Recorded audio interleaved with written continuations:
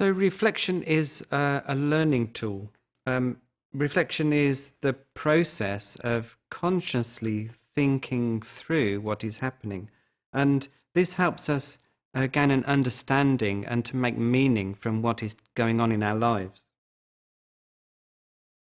Therefore, it's associated with learning that's occurred through experience and an activity, and how we internalize this in terms of our roles as professionals. Reflection is a means to assist the teacher to think and to explore, to go beyond what's gone in the classroom, to understand thoughts and feelings, and to work through the experience in order to get a new understanding of how things are happening and why things are happening in the teaching-learning situation. As a tool, it's therefore an active consideration and a learning from all the actions that are taking place. And these thoughts and actions come together to help us develop meaning through reflective thinking.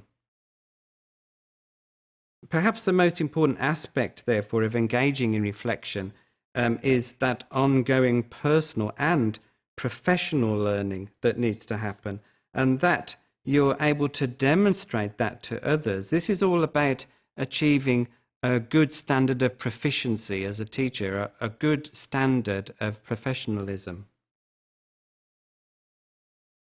This process of reflection is very often undertaken through reflective writing. You'll undoubtedly have heard of reflective journals. And reflective writing can lead to a greater understanding, a better knowledge about why things are happening. And it should also challenge your preconceptions about what is going on and the theories as they are applied in the classroom. When you reflect on a situation, you not only see more of it, but you actually start to see it differently. This different way of viewing things is about situating reflecting in a process where action is the final stage of reflection. So, what do you know about and how confident are you about certain aspects of the reflective practice process and learning from reflection? Well, for example, what do you know about the roles and responsibilities of the teacher? This is worth reflecting on. What do you know about learning styles? What do you know about planning a course or planning a lesson? What do you know about how people learn, how children learn? What do you know about lifelong learning? This is something which is talked about a lot now. What do you know about communication skills? This is the practical aspect of the teacher in the classroom. What do you know about presentation skills and demonstration skills? What's the difference between these things? How confident are you with questioning and explaining things to students? How confident are you using different teaching methods to teach subjects? And how comfortable are you using ICT, information and communications technology, in the classroom? How confident would you say you are with assessing learning and also the process of reflection itself, and of course your own subject knowledge and the skills used to teach that subject knowledge?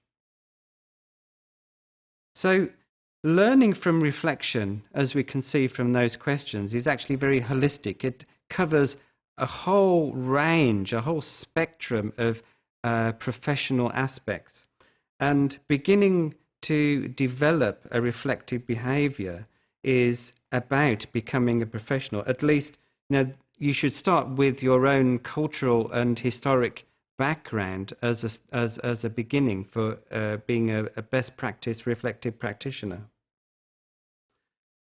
The concept of cognition is actually quite narrow, gives a narrow focus to what we're talking about here, but reflective practice enables the individual to think beyond that and to create more knowledge based on their experience of actually what's going on, what they're experiencing day to day in the classroom.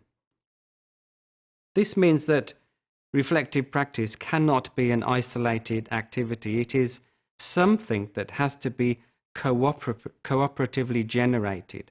And therefore, words like collaboration become interesting for us as reflective practitioners.